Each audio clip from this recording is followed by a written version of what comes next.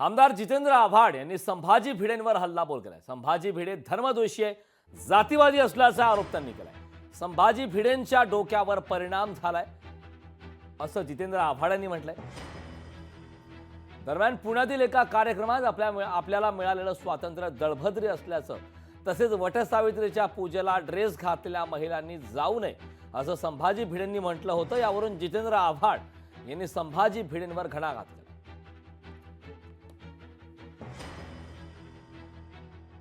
आपल्याला जे स्वातंत्र्य मिळाले 15 ऑगस्टला, हे दळभद्र हलकं स्वातंत्र्य जमत नाही। आम्हाला स्वातंत्र्य, हिंदू स्वातंत्र्य पाहिजे। जे काही तिरंगा फडकून हे करत असेल, खरं घटनेने मला सांगितलंय सगळ्या गावावरून गाडव खावं लागतंय। आपण ते सहभागी होऊ, पण स्वतंत्र भगवा झेंडा घेऊन। मला कळलं स्वातंत्र्य हणगं आहे, त्याचं डोकं फिरलंय, त्याला वेड्याच्या इस्पितळात टाका। स्वातंत्र्याला हणगं म्हणणं काय? किती स्वातंत्र्य सैनिकांचा अपमान आहे। कोण संभाजी भिडे? काय त्याची लायकी?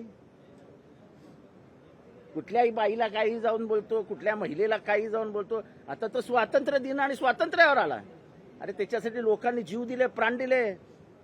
बहुजनांच्या पोरांना वेगळ्या मार्गाला लिहून त्यांना येडं नाही बनवलं। हे सगळी मानसिकता मनुवाद्यांची आहे। जे मनुस्मृतीने यांना शिकवलंय की स्त्रीला काय किंमतच नाही, त्या मनुस्मृतीचं प्रतिनिधित्व हा भिडे करत असतो। भिडे गुरुजींना तर मला एक सांगायचंय की नारी को निंदो नहीं, नारी ही शुभ की खान है, नारी से ही पैदा हुए ब्रह्मा विष्णू हनुमान है। भिडे गुरुजींना मला एक सल्ला द्यावा वाटतोय आपल्या सगळ्या महिलांच्या वतीने की इथून पुढे त्यांनी महिला या विषयावर बोलू नये। कृपया त्यांनी स्वतःचं तोंड सांभाळावं, नाहीतर आम्ही महिला भिडे गुरुजींना महाराष्ट्रात फिरू देणार नाही। हे खूप व्हायला लागलेलं आहे। महिलांवर बोलायचा अधिकार काय आहे त्यांना? जर का इथून पुढे ते महिलांवर बोलले तर आम्ही सरळ जाऊन त्यांच्या मिशा कापून टाकू। लोकशाही मराठी ऐका, पहा, जागरूक रहा।